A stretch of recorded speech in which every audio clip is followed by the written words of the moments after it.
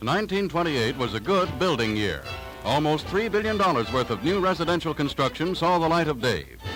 But in 1929, even before the Depression became general, building dropped off to slightly under $2 billion. Year after year throughout the Depression, this decline continued.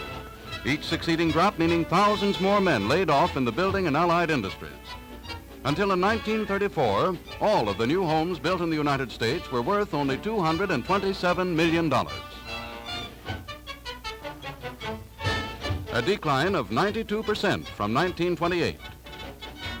But due to the stimulation of the National Housing Act, 1935 presents a different picture.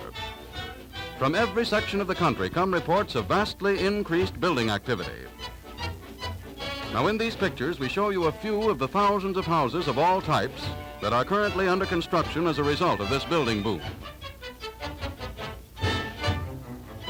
We show you a few of the hundreds of thousands of men whom it has put back to work, some of them after years of idleness. Carpenters, bricklayers, masons, plumbers, men from every division of the building trades are getting an honest day's work. And this reemployment is not limited to the building trades.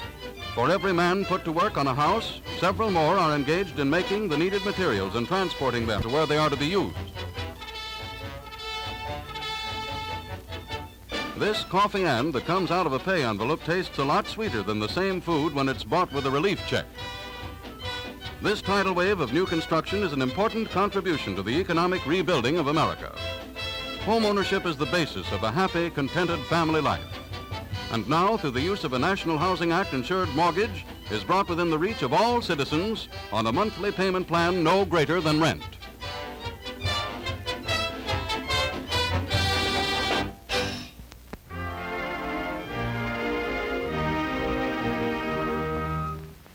Thousands of people get a big thrill out of looking at model houses, and a much bigger thrill when they buy one.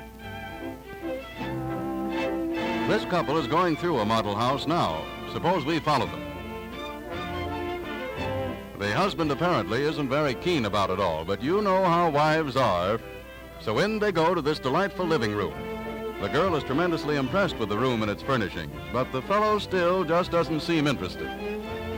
Just give him, a good book and a comfortable chair. Until his wife sees him, then it's a different story.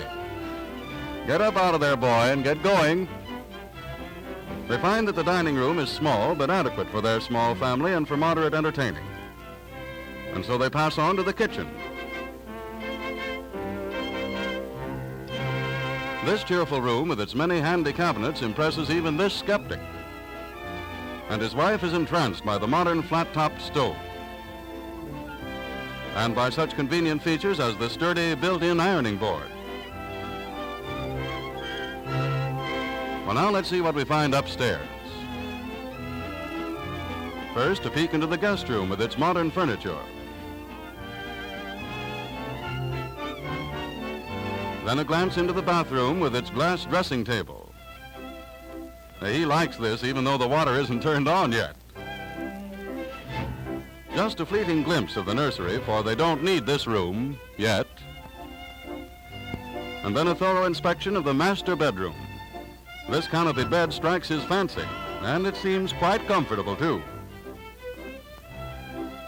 But the wife is more interested in the ample closet space. And so they leave, reluctantly it seems, for they both would like to have this place for their very own. Too bad they can't afford it. Ah, but maybe they can, for according to this sign, they can buy this house with monthly payments that are less than they now spend for rent.